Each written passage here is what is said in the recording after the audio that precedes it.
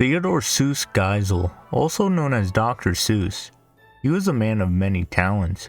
He primarily focused on children's stories, creating great adventures which included stories like The Cat in the Hat, Gordon Hears a Who, and my favorite Seuss story, How the Grinch Stole Christmas. Although the devious and devilish monster failed to steal Christmas from the Whos, he succeeded in stealing the readers' hearts. The transition from the book to the small screen was not an easy one, but one man played a crucial role, and his name was Chuck Jones.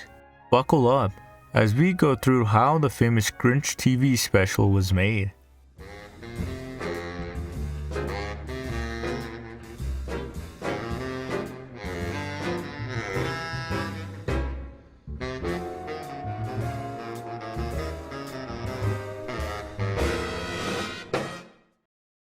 Our story begins in the early 40s. Dr. Seuss, who was at the time in charge of an animation studio, worked closely with Chuck Jones to create a series of cartoons for the military named Private Snafu. The shorts were meant to teach the soldiers how to handle dangerous situations. The duo would go on to produce 28 of the Private Snafu shorts, helping building a relationship among them. Years went on, and Jones was still heavily involved in the animation world, and Dr. Seuss, he was not so much. Jones, being the man he was, wanted to move on to the next big project, and this time it was a Christmas special. He already knew that Charlie Brown was getting a similar TV special, so he pondered a question of what to base it on, and ultimately decided he would go to none other than Dr. Seuss. Jones flew down to discuss the proposition with the beloved author and received some hesitancy. Geisel was all too familiar with the Hollywood landscape and had a horrible experience with receiving credit in a film he wrote the screenplay for, named The 5,000 Fingers of Dr. T. This left a nasty taste in his mouth, and he was quite stubborn about the idea. Jones tried his best to convince Geisel. Still, with some persuasion, he gave in and let Jones make the special, but not without his worries. The biggest concern for Geisel was expanding the story to fit a half-an-hour special. Jones reassured him for the time being and agreed to make him a co-producer. Now that Jones had Geisel convinced, it was on to the next obstacle, convincing the studio. When it came to working at MGM, Chuck Jones had a lot of creative freedom, but even he knew getting this project off its feet wouldn't be that easy. You see, back in the 60s, a studio would only approve to fund a storyboard, which was quite an expensive investment. Jones was ambitious and wasn't the best at following budgets, but again, with his persistence, he convinced the heads of MGM to fund the storyboard. Jones had to finish his storyboard quickly, and most of the work fell on him for the project. He drew close to 1,700 drawings by himself for this storyboard, and when it was ready, it was time to sell the special to any company that would fund the rest of the project. At the time, animation specials like this would have to be sold to your cereal companies or even to your food companies to get the money to show the network that it was being backed up. Jones ended up going to various corporations to try to sell the special, but he ended up leaving with a lot of no's. Eventually, an unlikely group named the Foundation of Corporate Banks funded the special, to Jones's surprise. The company's whole goal was to support consumerism, while the special's message was that Christmas was much more than tangible items. Jones considered it to be an overlook by the company, and he finally got the go-ahead to start making How the Grinch Stole Christmas. Grinch was a book, a very popular book by Dr. Seuss. But how did it go from being a book to looking like this, to looking like that? A beautifully animated, loved by millions around the world cartoon masterpiece. Well, we've got some never-before-seen footage of How the Grinch Stole Christmas that would probably put a smile on even Mr. Grinch's face.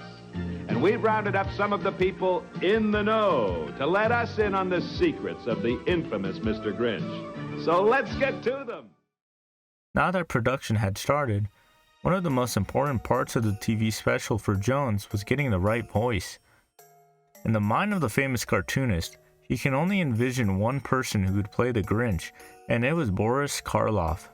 Karloff specifically did a lot of horror film work in Hollywood, making Geisel hesitant of him. But as soon as he heard the dark and chilling voice as the Grinch, both Chuck Jones and Dr. Seuss agreed he was a perfect man for the job. Karloff ended up voicing both the Grinch and the narrator, giving us one of the best performances of his career. His ability to transition to the cold-hearted monster that was the Grinch and immediately switch into the soft-spoken narrator was not an easy feat, as he was sick during the time of this recording. This just shows how impressive he was. As for Cindy Lou Who, she was voiced by the extremely talented and one of my personal heroes, June Foray. The voice talent was absolutely fantastic for this project. Unfortunately, June Foray was not credited for her contributions to the project. And it's played on television every year at Christmas time. I never get residuals, but I don't care. And I don't think I got screen credit on that either. But everybody knows that I was Cindy Lou Who. Jones was a man of many ideas. How did he approach trying to fill such a short story into a half-hour special? Well, in his words, he extended what was already given to him.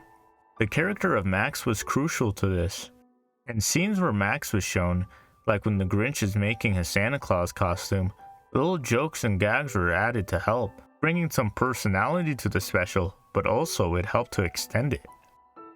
Jones was fond of the dog during the production, as he felt Max represented the audience. Max knew, just as the audience did, what the Grinch was doing was wrong, but he had to go along with it just to see what would happen. The rest of the special felt like something Jones would make. The addition of exaggerated facial movements just felt very Jonesy, and he had such an amazing sense of time for the music. I couldn't imagine anyone else better for the job but Jones. During this time, you can tell Jones was still in his UPA phase of trying to keep it simpler, but just like always, it ended up working and it looked beautiful. Most of the music was composed by Albert Haig, a Tony Award-winning composer. He composed 3 fabulous pieces: Welcome Christmas, Trim Up the Tree, and the most popular song of the special, You're a Mean One, Mr. Grinch. Karloff himself would admit that he wasn't much of a singer, so singing duties for the popular Christmas song would go to none other than Thurl Ravencroft, the voice of Tony the Tiger. His performance for the piece was extraordinary. Haig stated that he gave Ravencroft a job during the audition. He was that good. Unfortunately, Ravencroft never actually received credit for singing the song. Geisel would later go on to apologize in a newspaper ad, as he did what others did to him all those years ago in his documentary. The other songs were amazing as well.